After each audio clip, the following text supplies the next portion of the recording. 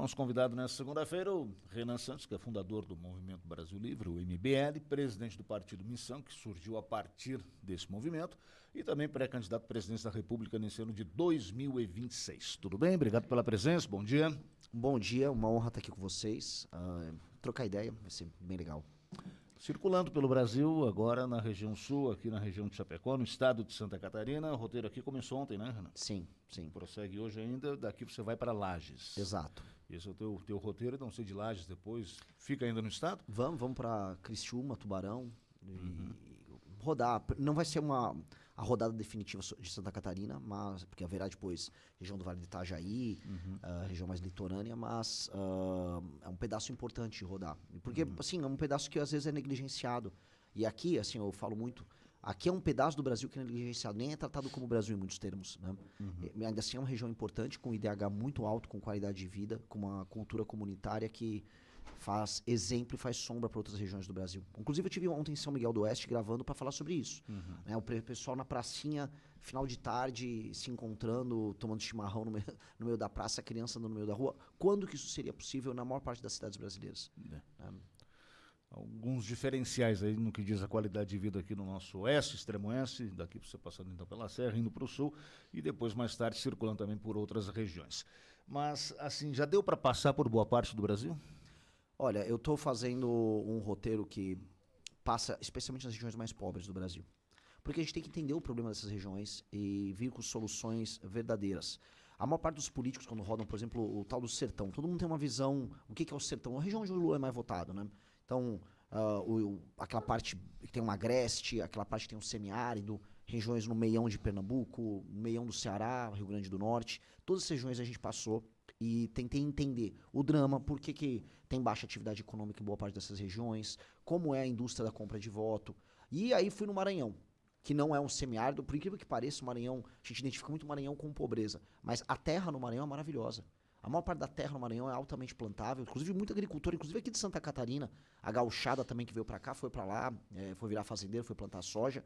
Então um lugar que tem uma terra boa, mas infelizmente eles dispõem de uma praga, né, uma praga que ela precisa ser combatida, que é o político maranhense. Eu tô aqui para falar para vocês que eu prefiro ser atropelado por uma carreta do que ser governado por um político do Maranhão. É a pior classe política do Brasil, mas infelizmente eles mandam muito mais. Eu vou falar aqui, eles mandam mais até do que os paulistas. Eu sou de São Paulo, a política o Brasil é muito mais parecido com o Maranhão na sua política do que com São Paulo. Quando eu falo então de vocês aqui no Oeste Catarinense, vocês não têm praticamente representação política em Brasília. A voz de vocês não é ouvida.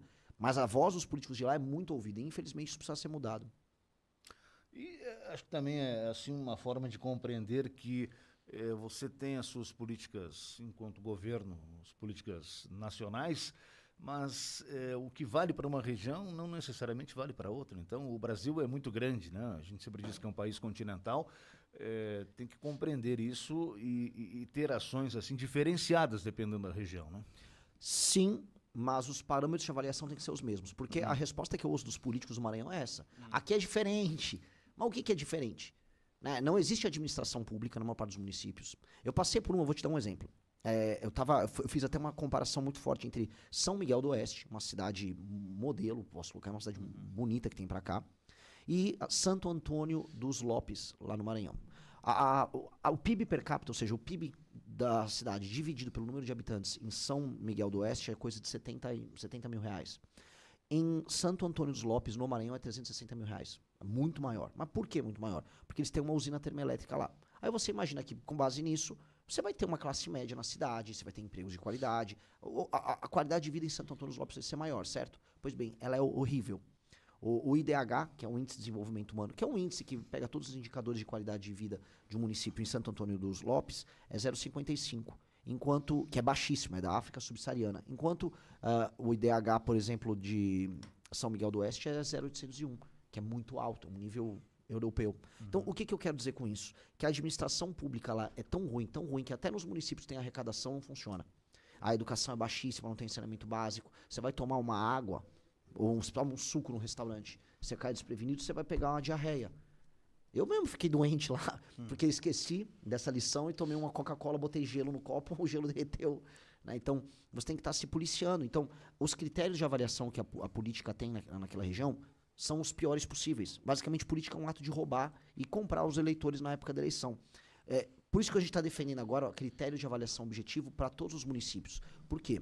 Porque hoje o dinheiro sai daqui, sai de São Paulo, sai de Goiás, sai de diversas regiões que hoje são regiões arrecadadoras no Brasil, e aí ele vai para esses políticos nesses lugares. E eles não têm nenhuma obrigação em melhorar a vida das pessoas ali no Maranhão, ou mesmo, vamos dizer, tornar as cidades elas economicamente viáveis. Porque eles vivem com o pires na mão pedindo dinheiro pro governo federal.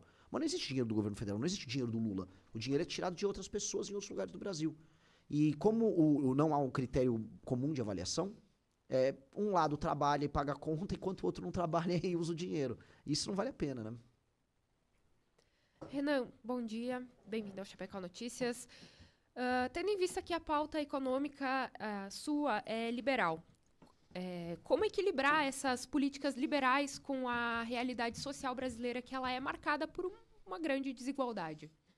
Eu acho assim, quando a gente fala em liberalismo, eu estou falando acima de tudo numa questão de manter contas públicas pagas, entender que o empreendedor e o gerador de riqueza no Brasil, ele está sendo explorado em grande medida, especialmente o pequeno, que é quem paga a maior parte dos impostos. Grandes empresas elas são capazes de obter renúncias fiscais e, do outro lado, ter engenharia contábil para escapar da tributação, enquanto que os pequenos eles pagam a conta.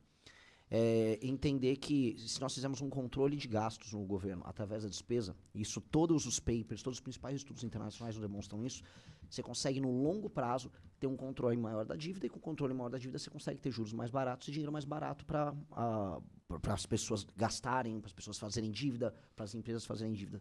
Então, ser liberal nesse sentido é uma obrigação em termos de respeito com o dinheiro das pessoas e também com o dinheiro público, com a coisa pública. Do outro lado, a consecução de determinadas políticas públicas, especialmente na área de assistência à saúde, assistência à educação, assistência a pessoas em posição vulnerável, não é um problema para a gente nesse sentido. O Estado brasileiro já, em tese, ele nominalmente garante isso. Como garantir isso de fato? Eu sou muito otimista nesse sentido. E aí eu saio um pouco de um elemento liberal clássico, que diz sempre que toda centralização é ruim, e eu entro num outro lado. Por exemplo, o SUS hoje, que é um sistema centralizado, ele vai de encontro a uma lógica liberal do princípio da subsidiariedade, na ideia de que todo mundo pode ter seu sistema próprio de saúde, o setor privado responde isso. O SUS, até agora, não entregou o que ele propõe em termos constitucionais, por mais que seja um sistema que esteja presente no Brasil inteiro. Com agora a chegada do machine learning, com a chegada da IA, e com um projeto sério que você consegue basicamente obter através do prontuário único dos agentes de saúde, com aplicativos que permitam contato através de teleatendimento das pessoas com médicos ao redor do Brasil, você vai poder reduzir as filas, você vai poder saber onde vão ficar os estoques dos remédios, você vai conseguir baratear e melhorar muito o atendimento do SUS, que é um sistema centralizado.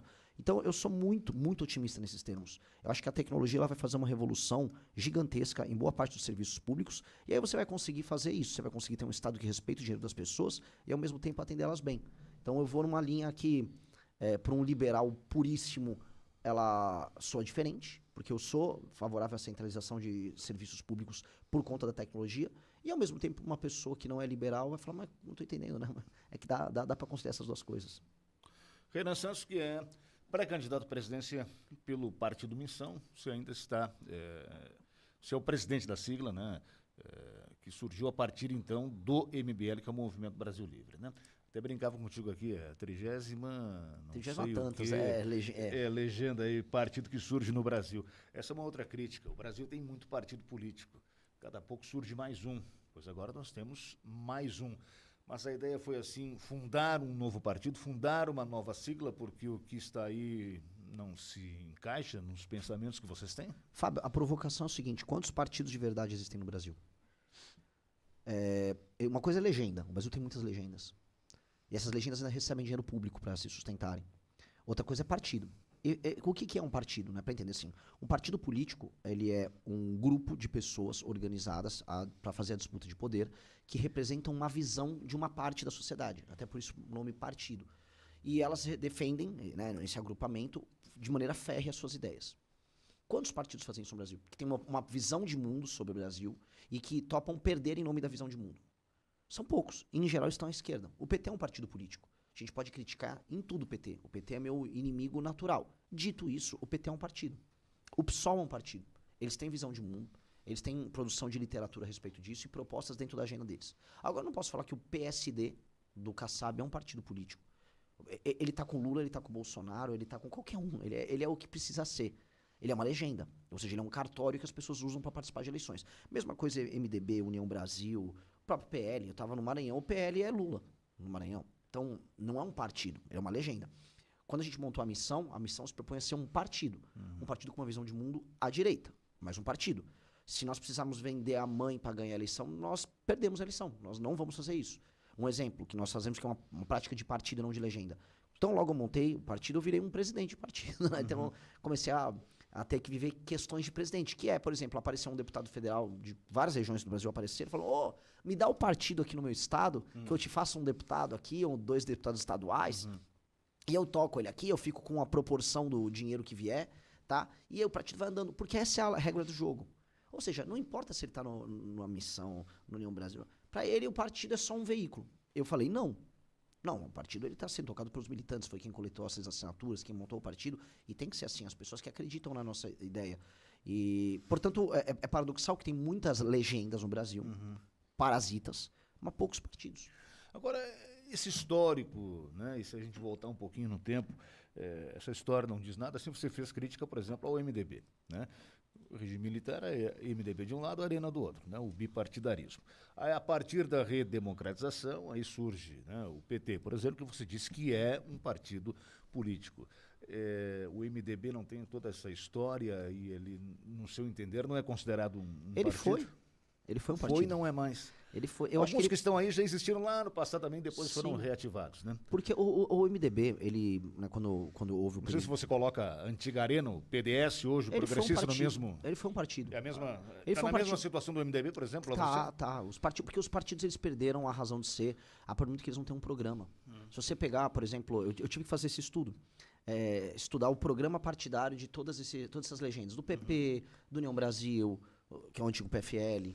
Se for pegar os filhos, né, Agora vai ter a União Progressista, com a fusão. E eu for pegar também o próprio PSB, os partidos mais de centro-esquerda, você vai olhar ali, tudo mais ou menos a mesma coisa, são platitudes, defesa da democracia, garantir direitos, livre mercado, mas com responsabilidade. É uma sopa de letrinhas com, vamos dizer, que é uma carta de Papai Noel, com vários desejos, mas não tem um programa claro. A gente tem que ter um programa claro. O partido do a Argentina tinha mais ou menos esse mesmo problema. Aí em El Salvador também. Quando o Milei montou o Liberdade Avança e o Bukele montou em El Salvador o Nuevas Ideias, eles montaram um programa de direita para os países deles e um partido. E eu acho que não tem, assim, na democracia você tem que ter partidos. Se a pessoa quer montar um partido de esquerda, que seja em si um partido de esquerda, ok, monta seu partido de esquerda, defenda seu programa de esquerda e a gente debate, se enfrenta nas eleições. É do jogo. O que eu não gosto é o partido genérico. Porque no partido genérico você pode estar em qualquer governo, a qualquer momento, se você é situação e oposição ao mesmo tempo. E aí você permite que exista uma coisa que é o centrão, que é a coisa, para mim, mais deletéria que tem na política brasileira. Eu sou ideologicamente parte de um grupo que é de direita. Meu adversário natural em termos de aplicação de políticas públicas é a esquerda. Agora, o maior problema do Brasil é o centrão, que é a ausência de propostas. Essa ausência de propostas... Porque politicamente falando, partidariamente falando, a esquerda está muito mais organizada do que a direita. Muito mais. Quando eu montei o nosso partido, eu estudei o que a esquerda fez. Eu peguei as experiências internacionais de esquerda, entender como funciona a militância, formação de pessoas, formação de pensamento. E a esquerda está muitos passos na frente. E eu acho que o meu campo político ele tem que se organizar. E eu acho que a direita no Brasil... ela nem sequer existe como grupo político organizado. A direita no Brasil é um grupo de pessoas produzindo conteúdo em rede social. Esse é um problema da direita. Muito desorganizada. Então, se organizar, basicamente estrutura como força política. É aquela ideia dos 300 de Esparta, né? Uma minoria organizada derruba uma maioria desorganizada. Então, a gente tem que se organizar. Isso é obrigatório. Renan Santos, fundador do MBL, presidente do Partido Missão, pré-candidato à presidência da República, conosco hoje nesta manhã. Renan, você falou agora sobre essa questão da internet, né, e da organização. Hoje em dia é inegável que grande parte da movimentação política acontece através da internet. E eu queria entender um pouco da tua visão a respeito da campanha política, da pré-candidatura e a movimentação na internet em relação ao Partido Missão, porque é um partido que, a princípio, é relativamente novo, né, e está aí se consolidando agora na política brasileira.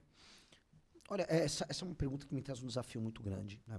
Porque, veja, dentro do campo da direita, vou falar dentro do antipetismo, Nós não somos majoritários, né? O bolsonarismo é uma força política maior, ainda em redes. Agora, como nós somos mais organizados, até juntando essa sua pergunta com a pergunta anterior, a gente consegue ser proporcionalmente mais forte do que eles, mesmo sendo menores. Então, saiu uma pesquisa agora que o meu engajamento em redes sociais, dentre todos os pré-candidatos, é 5 vezes maior, em termos proporcionais, que o do Flávio Bolsonaro, que é muito maior do que eu. Em termos de militância em redes sociais, a gente está mais organizado, a gente produz conteúdos de maneira mais coesa, e a nossa militância consegue fazer um barulho desproporcionalmente maior. É uma mistura de engajamento na tese, tem um pouco de elemento de personalidade, por mais que eu não me ache a pessoa mais carismática do mundo, e tem um elemento de propor ideias e soluções para o Brasil que não estão sendo propostas para o nosso campo político. Então, é muito excitante fazer parte do nosso grupo político. A pessoa está discutindo vários temas que os outros elementos do nosso campo da direita, ou mesmo da esquerda, não estão discutindo. Essa questão federativa que eu falei aqui no começo da entrevista, sobre como lidar com um país que tem Nordeste e Santa Catarina ao mesmo tempo.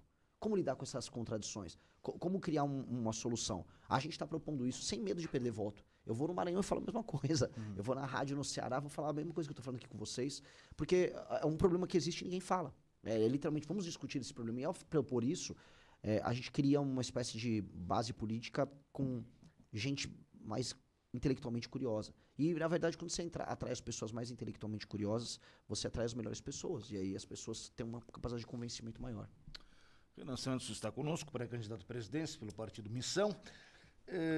A gente vai fazer uma pausa daqui a pouquinho, e aí não quero atrasar a tua agenda também, mas até um pouquinho antes das 9 está bem tranquilo, né, Renan? Estou tranquilo, estou à disposição de vocês, está bem legal a entrevista. Então vamos lá.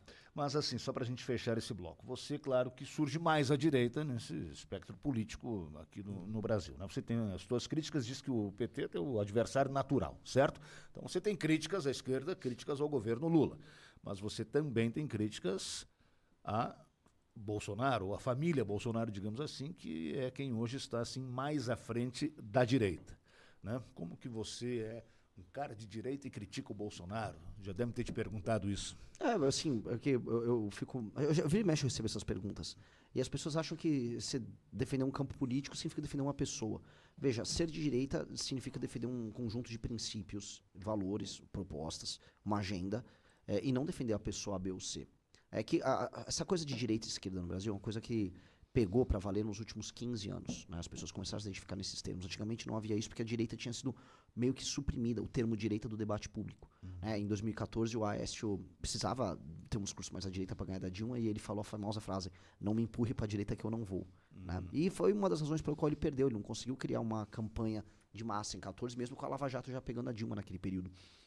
Então, onde eu quero chegar com isso? Que as pessoas estão aprendendo ainda essa questão da cultura política. Para muita gente, ser de direita é ser Bolsonaro. Eu não acho o Bolsonaro um bom líder. Eu não acho o Bolsonaro uma pessoa que estava preparada quando chegou à presidência da República.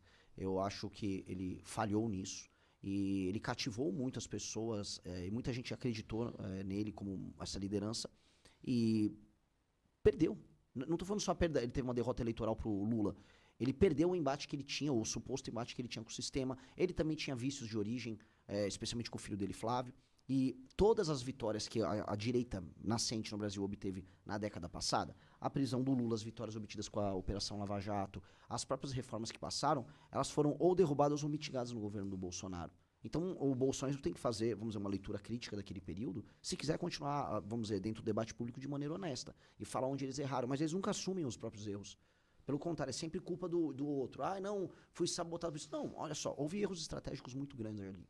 E tem um outro problema, que é o bolsonarismo é hegemonista. Então, se você faz uma crítica dentro da direita para o Bolsonaro, você vai ser cancelado. Muita gente aqui de Chapecó, inclusive, foi cancelado, foi atacado porque não quis aceitar que o Carlos Bolsonaro tem que ser o candidato para Santa Catarina. E foi atacado. E você não pode dar um pio. Não, tem que vir o Carlos Bolsonaro, que é um vereador horrível lá do Rio de Janeiro. O que você acha dessa vinda aí do absurdo. Carlos, mas antes já veio outro filho mais novo? Sim, o Jair Renan. Assim, na verdade, vocês já estão importando. Que é vereador em Balneário. Vocês estão importando cariocas do bolsonarismo para administrar aqui faz tempo, né? Um vai ser candidato a deputado e o outro a. Acho que o próprio Senado. Jorge Saif, ele é carioca também. Então, tá bom, né? Vocês vão se cariocando aí. Depois não reclamem quando pintar uma favela. Já tá pintando em Floripa, aliás, né? A real. Mas é aquela coisa de querer ser dono. É óbvio que eu mando e o que eu falar é lei? É óbvio que é. Óbvio que é porque é o seguinte, o Carlos Bolsonaro... o Carlos Bolsonaro gosta de ficar aqui. A família Bolsonaro gosta, tem muito eleitor. Eu até te interrompi, você disse que ele foi um vereador? Hã? Você disse que ele foi Ele um foi um vereador? vereador ruim no Rio de Janeiro. Ruim. Trabalha pouco no Rio de Janeiro. Fazia nada lá. A função dele era cuidar das redes sociais do pai dele. Era isso, para que você viu o gabinete dele. Pois bem, ele tá vindo para cá, quer ser senador da República, não sabe explicar o porquê quer ser senador da República, além do motivo de que ele quer ser senador e acha que é fácil ganhar aqui. E aí, cara, assim, eu não sou do grupo bolsonarista. Agora, eles não defendem, né, que existem as lideranças locais que foram leais a eles e tal. Por que eles têm que meter o Carlos enxertado aqui na política? E por que os catarinenses têm que aceitar? Por que o Carlos, se ele é um cara corajoso e quer defender o legado do pai, ele não foi concorrer em, sei lá, na Bahia?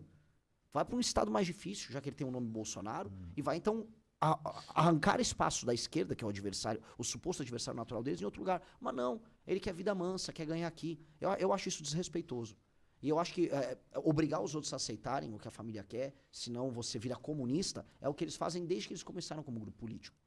E aí, cara, eu não consigo ver nenhuma vantagem nisso. Eu não consegui ver, para aquilo que a gente chama de campo da direita, vamos dizer, um crescimento em termos de qualidade baseado nas decisões que a família Bolsonaro toma. Então, eu não sou bolsonarista, nem pretendo ser, e eu acho que eles, infelizmente, estão atrapalhando uma luta que podia estar mais avançada. Porque eles não são o alfa e o ômega do nosso campo.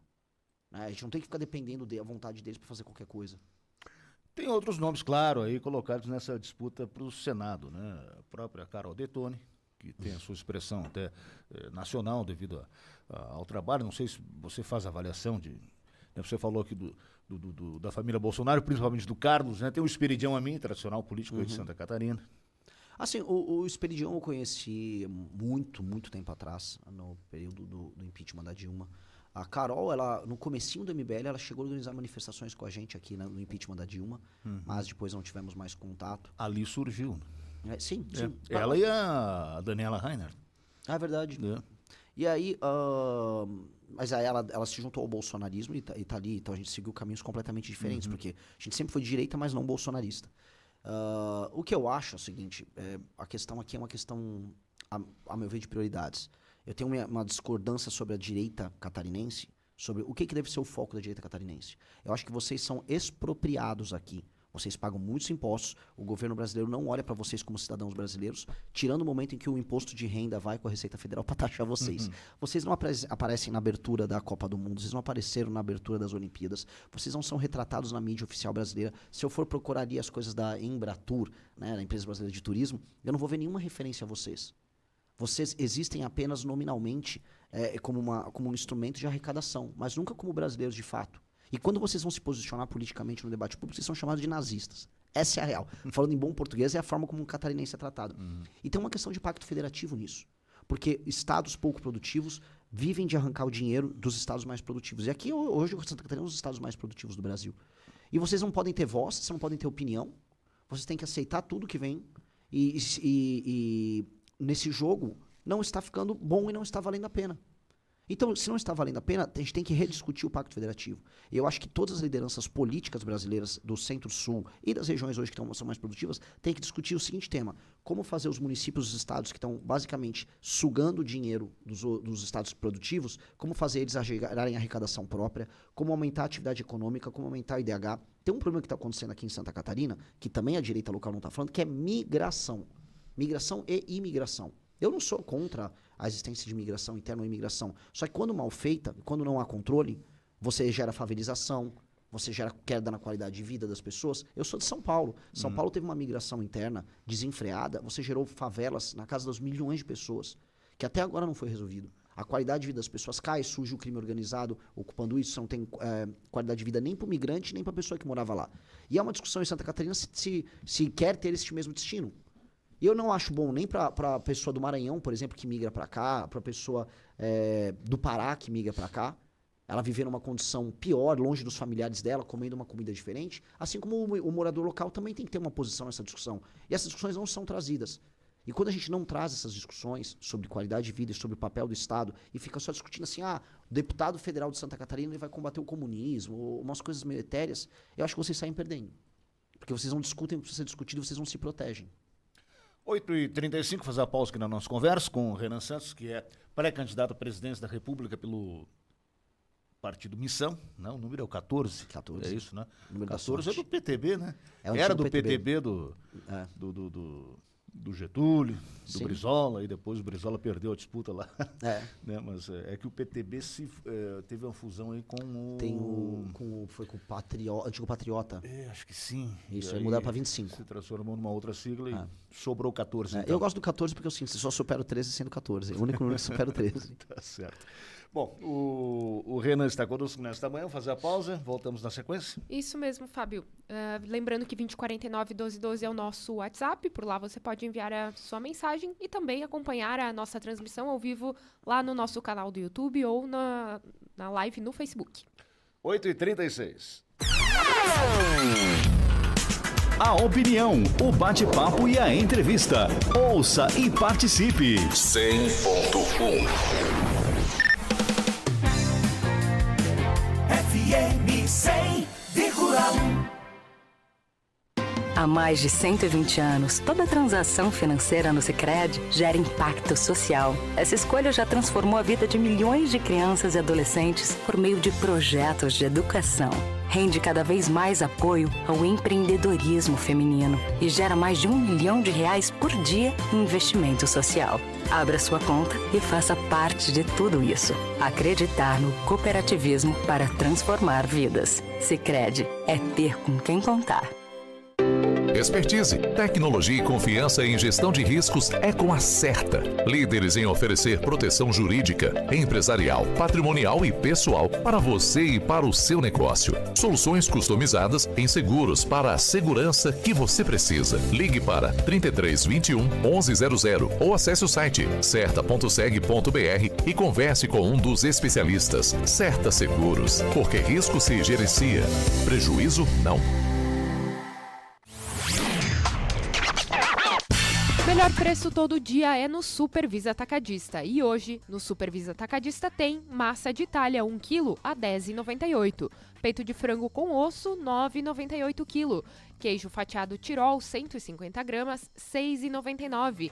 Maionese Hemmer, 670 gramas, R$ 11,99. Lava-roupas Brilhante, 2,4 quilos, R$ 18,79. E atenção, seu arroz, 5 quilos, apenas R$ 11,79. E nesta terça, inaugura a 11ª loja do Grupo Supervisa em Lages. Melhor preço todo dia, Supervisa Atacadista. Chapecó FM, a conexão com a informação. Sua amiga sempre.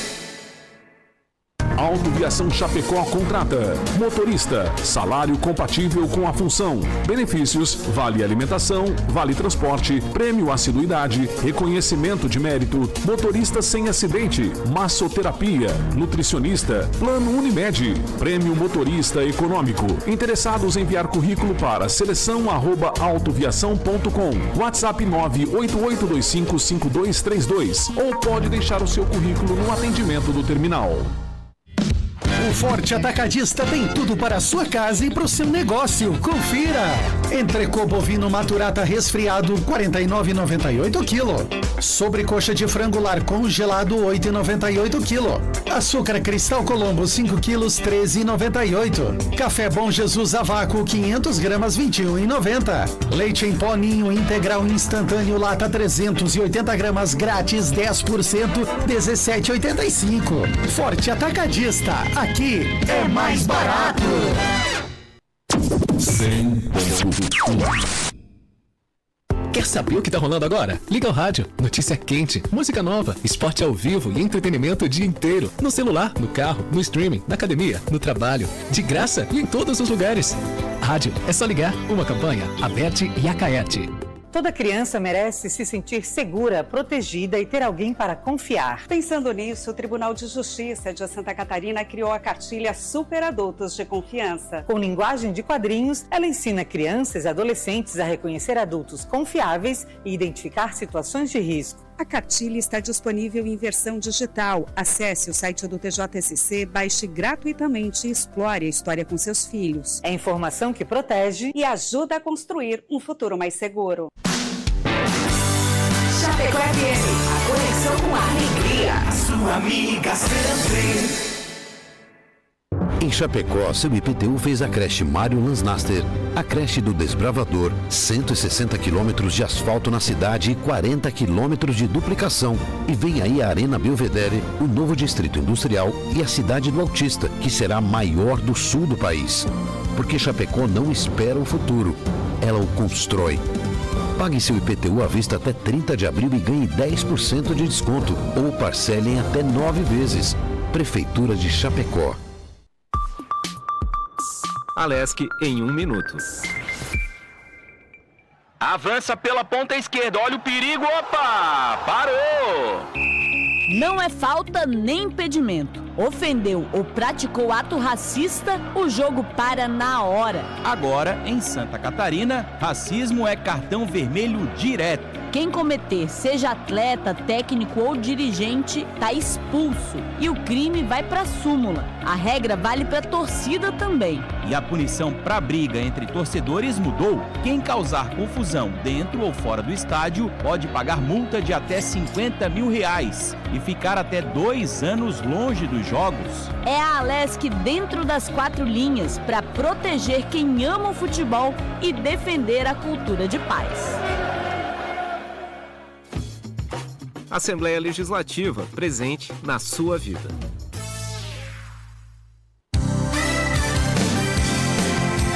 A Rádio da Família, Chapecó FM.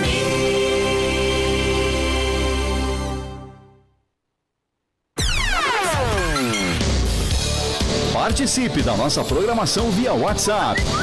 2049-1212. Rádio Chapecó FM 100.1. 100.1. Chapecó FM. Chapecó Notícias.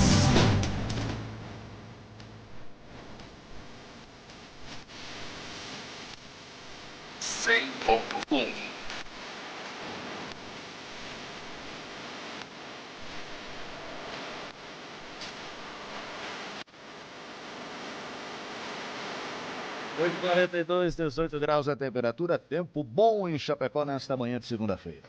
Vamos lá, Fábio, 2049-1212, o nosso WhatsApp. Por lá você pode enviar a sua participação. Também na nossa transmissão ao vivo, lá na página do Facebook e no canal da rádio no YouTube, onde você acompanha em som e imagem essa entrevista, que ficam salvas.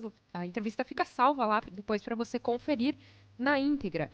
E já falando sobre as nossas participações através do WhatsApp, nós temos aqui a participação do Douglas, que questiona o seguinte: como o Renan, né, o pré-candidato, pretende lidar com a pressão atual da política brasileira, considerando que o capital político de Lula e do representante de Bolsonaro é muito grande, ainda mais com o uso da população como militância.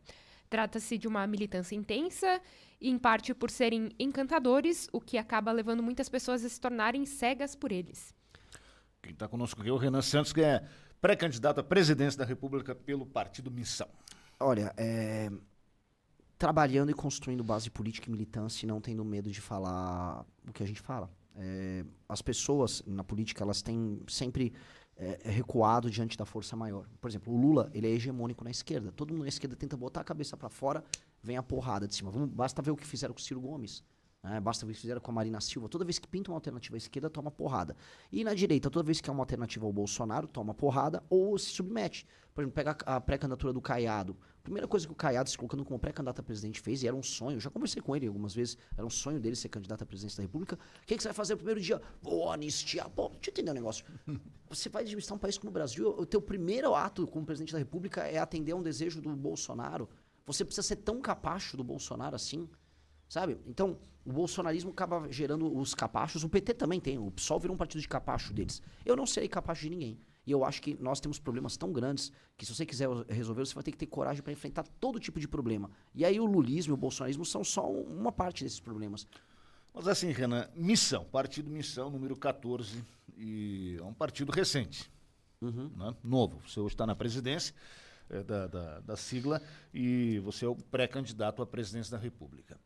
Nos estados, vamos citar aqui Santa Catarina, você me falou aqui no intervalo que é chapa cheia com os candidatos a deputado.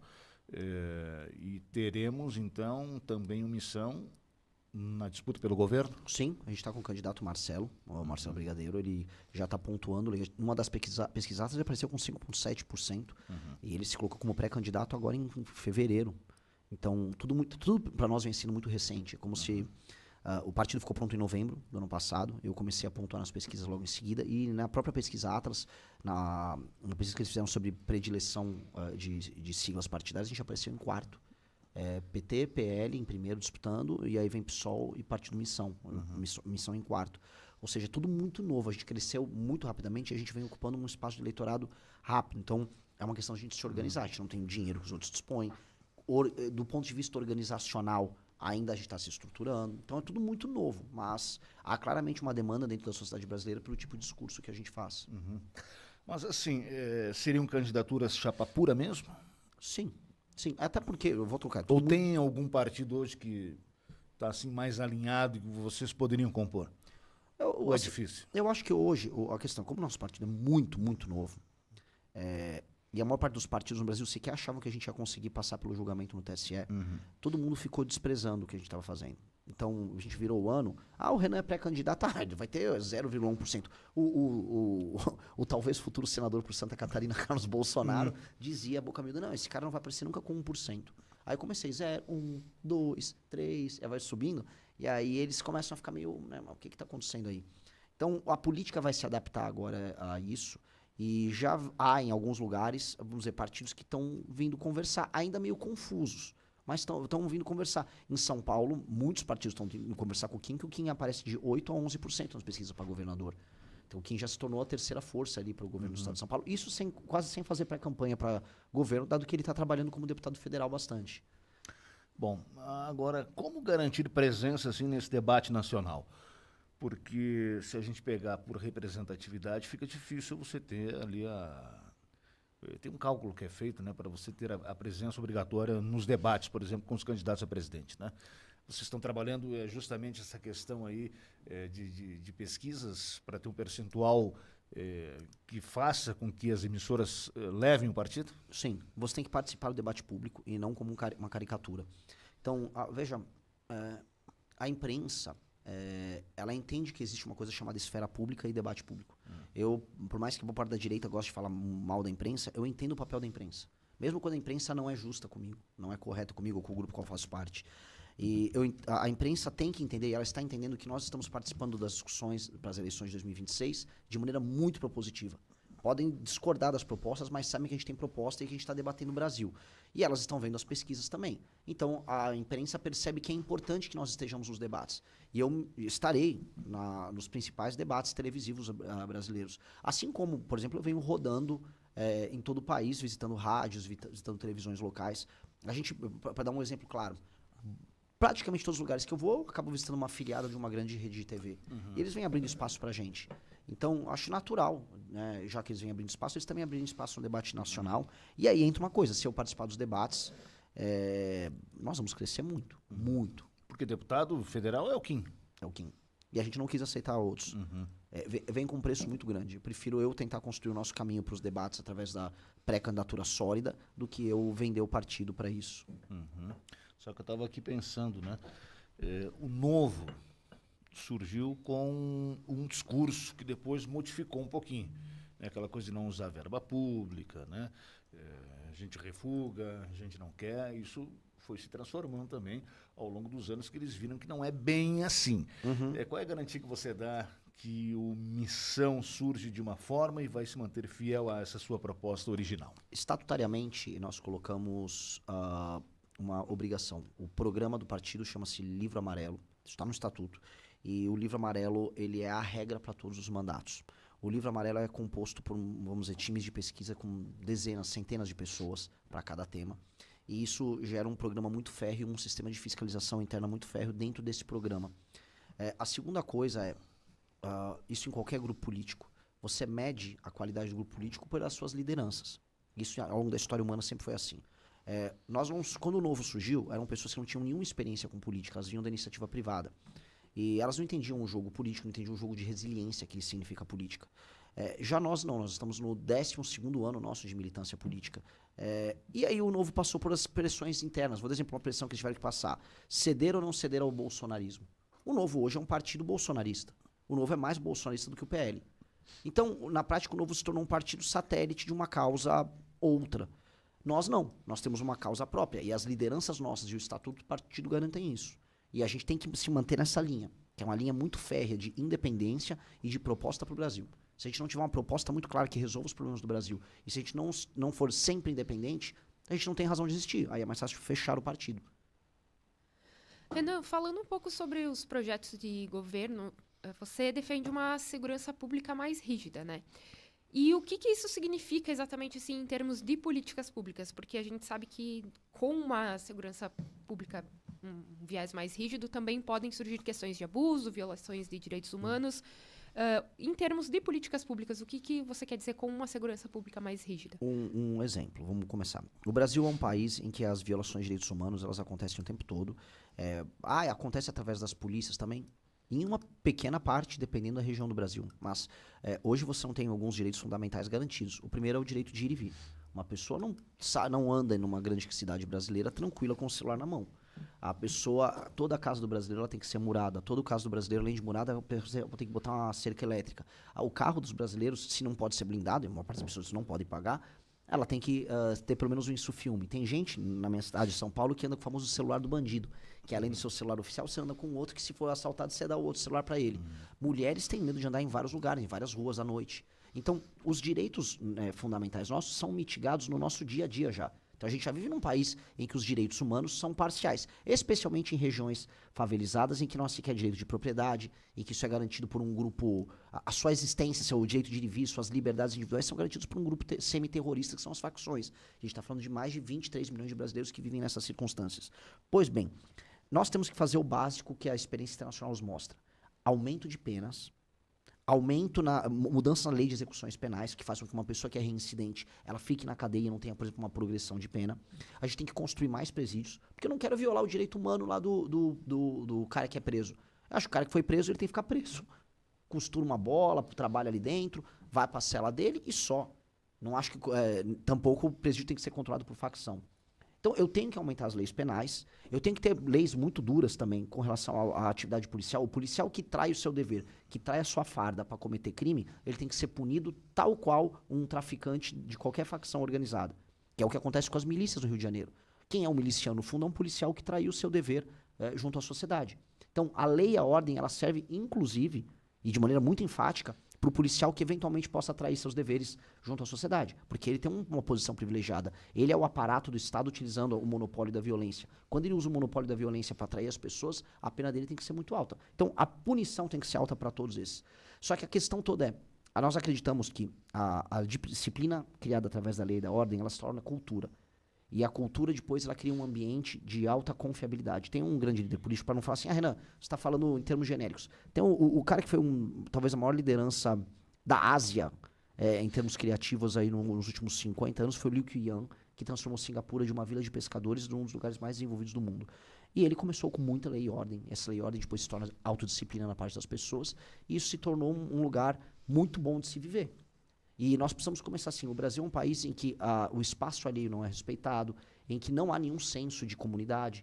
Então, a lei e a ordem ajudam a criar isso. Primeiro, como hábito. Você tem que ter medo, você tem que ter autodisciplina. Do tipo, aqui vocês não têm tanto esse problema. Agora, se eu estou num ônibus em São Paulo, ou se eu estou andando numa praça, vai aparecer um cara com uma caixa de som super alta, desrespeitando o espaço alheio. Vai aparecer uma pessoa que eventualmente possa te assaltar. Essa invasão do espaço do outro, ela tem que ser coibida. Não apenas através da reeducação. Ela vai ter que ser coibida também através da força. Se essa pessoa não respeita o espaço ali através dos bons hábitos, ela vai ter que respeitar através da força, através da punição. Aí uma hora isso vira hábito. Hábito vira disciplina, e disciplina vira na prática cultura. E a gente tem que criar uma cultura de convivência. Então o processo tem que ser holístico. A gente tem que criar uma cultura no Brasil, uma cultura civilizacional de respeito aos outros. Mas isso passa necessariamente por impor lei e ordem. Agora, muito se debate também no Brasil sobre a redução da maioridade penal. Como é que é visto isso dentro do teu plano? Olha, pesquisas não só no Brasil, mas fora, nos mostram o seguinte. Quem comete o crime violento? A pessoa que comete o crime violento é, em geral, um homem dos seus 15 a seus 28 anos, ou 29 anos. Isso varia. em geral, sem a figura paterna. E, em geral, trabalhando com estímulos muito fáceis de ganhos financeiros ou de respeitabilidade e hierarquia dentro da sua comunidade. Esta pessoa tem que ser coibida em cometer o crime nessa janela. Quem é o menor de idade que comete crime no Brasil? É um garoto que é cooptado enquanto ele está no período da escola por um grupo criminoso, por uma facção, para primeiro cometer pequenos delitos fáceis. Este cara, portanto, se nós não temos uma legislação que não o pune, este cara vai continuar sendo utilizado como bucha de canhão e como mão de obra barata pelo crime. Então nós temos que reduzir a maioridade penal. Porque você acaba com esse estímulo, que é um estímulo muito simples e muito fácil. Os caras que cometem furtos e pequenos roubos de celular no Rio de Janeiro são, em grande medida, menores de idade.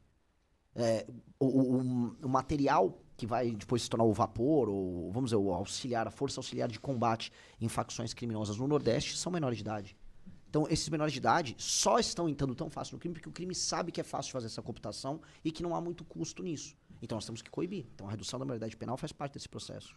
Renan Santos, pré-candidato à presidência da República pelo Missão, agora em 2026. Você entende que a polícia brasileira é letal ou não?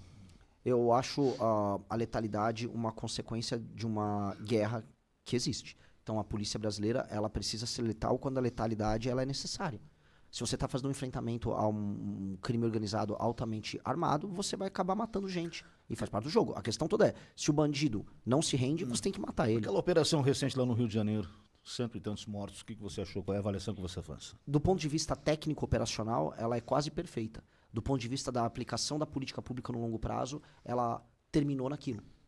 Você não consegue fazer um combate ao crime organizado numa favela e indo fazer uma incursão e parando naquilo. Por mais que eles tenham matado algumas lideranças importantes do Comando Vermelho ao redor do Brasil inteiro. Teve liderança do Pará, teve liderança do Ceará, teve liderança do próprio Rio de Janeiro. A questão toda é, nos dias seguintes, aquela favela estava novamente na mão do crime organizado.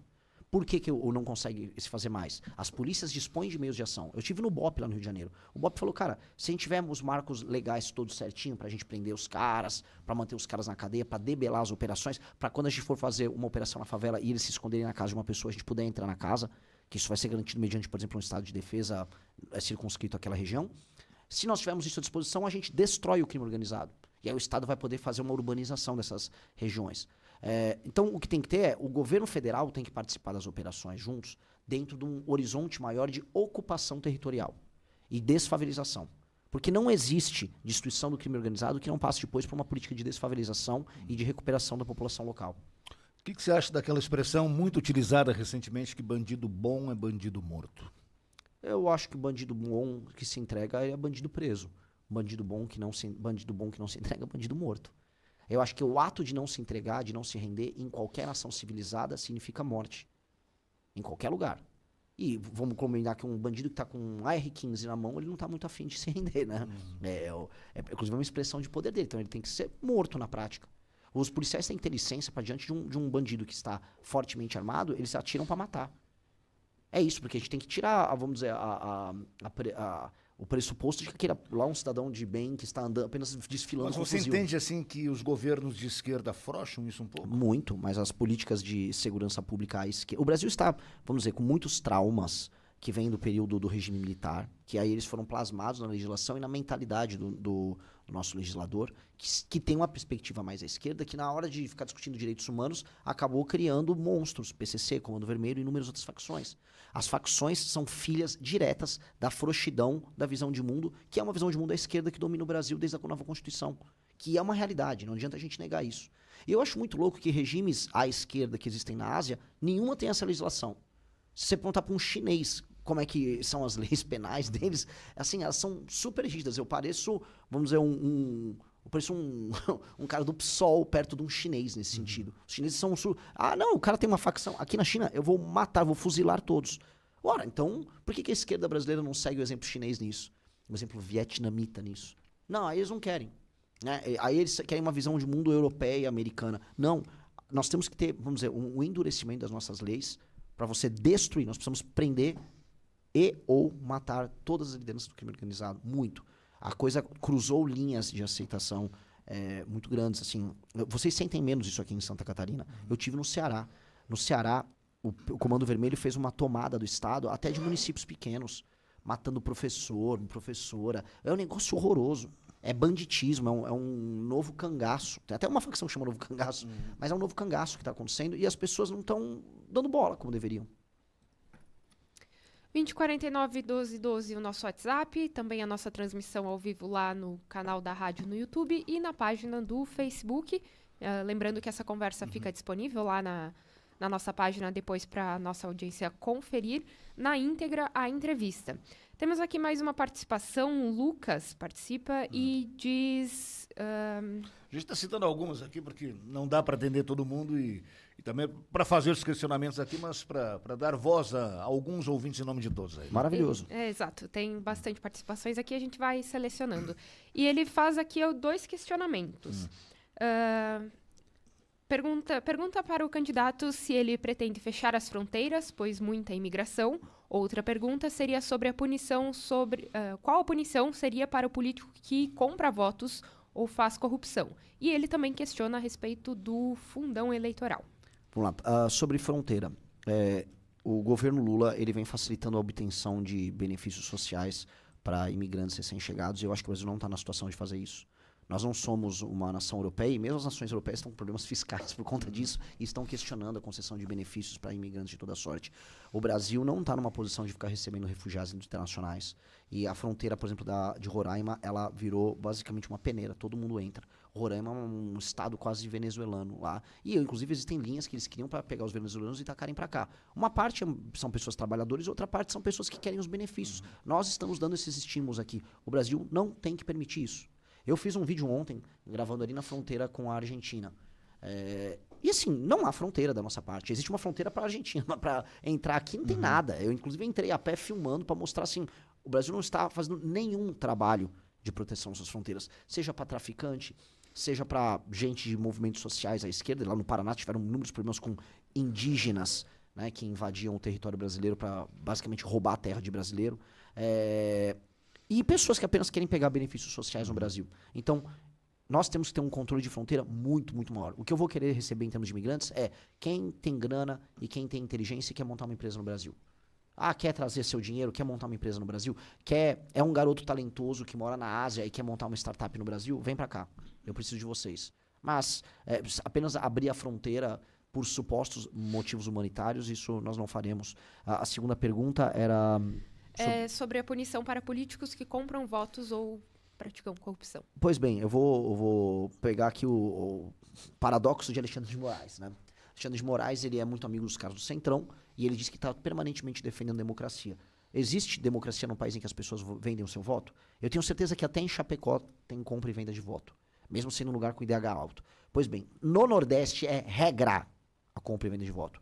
Meus pais moram numa cidade chamada Vinhedo, que é uma cidade muito boa no interior de São Paulo, se parece muito com as cidades aqui. Inclusive planta vinha, tal, cidade de italiano. Pois bem, mesmo lá tem compra de voto.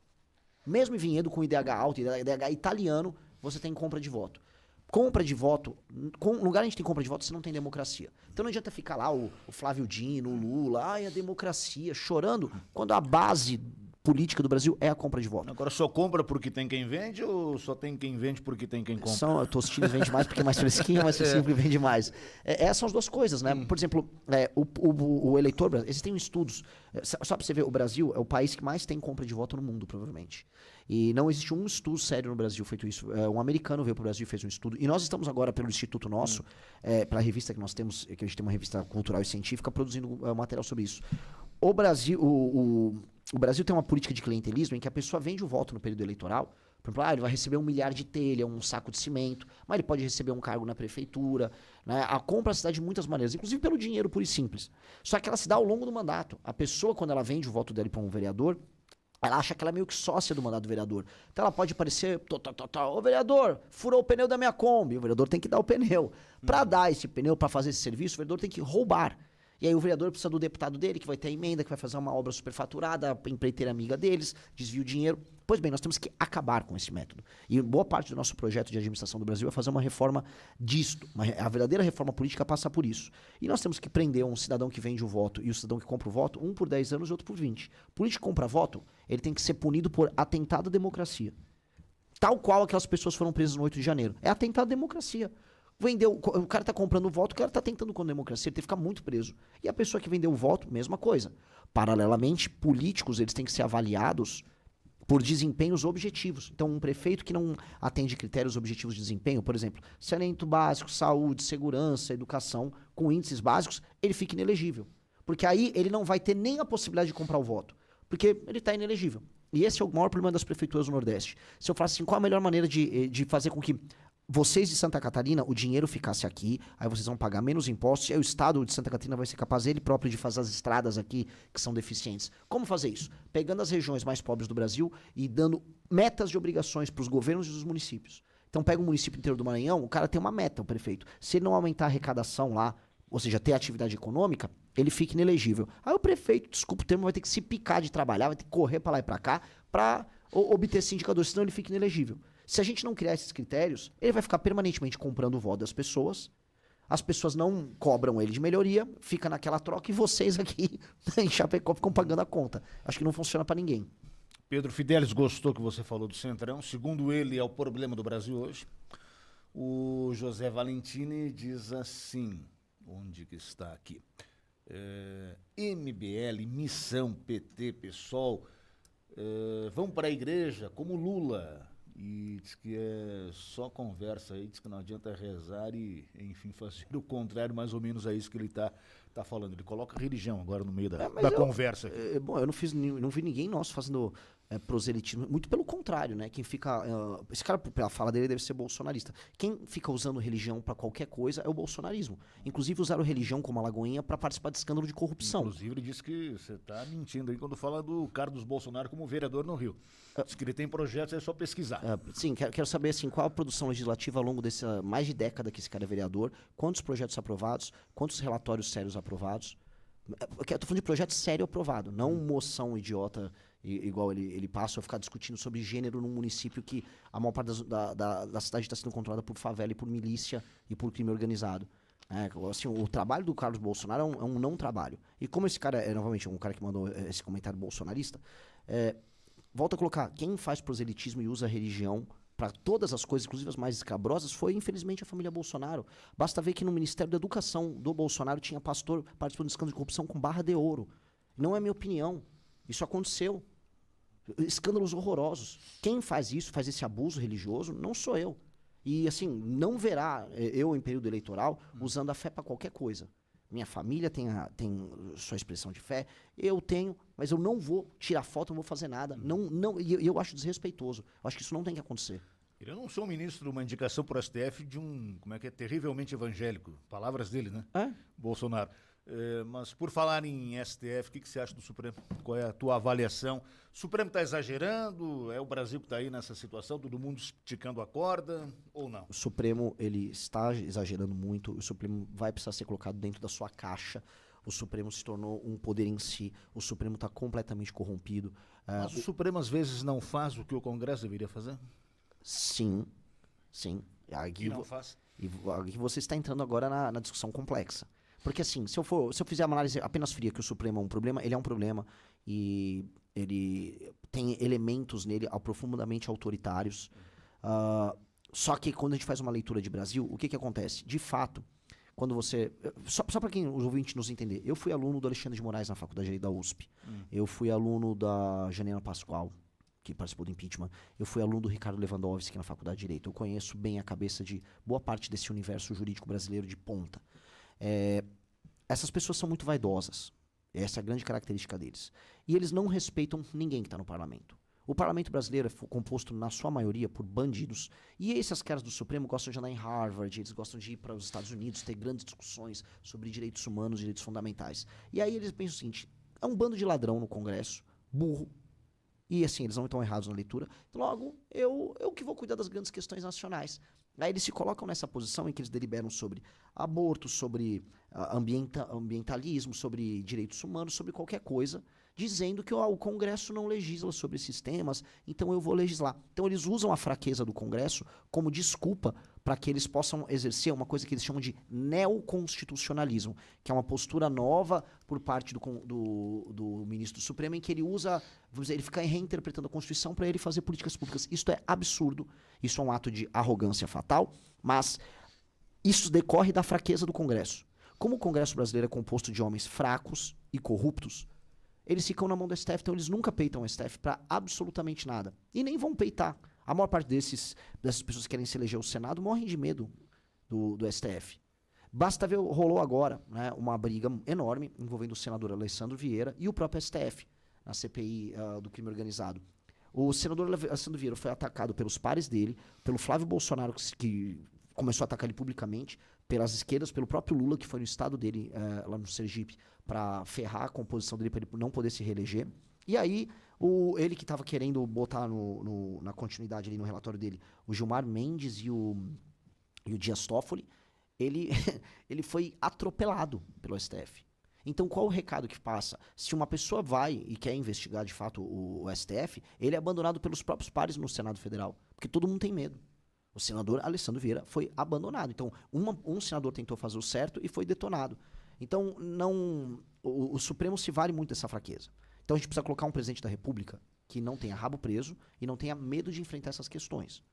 E essas questões vão precisar ser enfrentadas. E de maneira inteligente. Eu falo de maneira inteligente porque o Brasil está por um fio da gente destruir a institucionalidade dele. Você acha que a suposta ou provável delação do Vorcaro vai derrubar a gente em Brasília?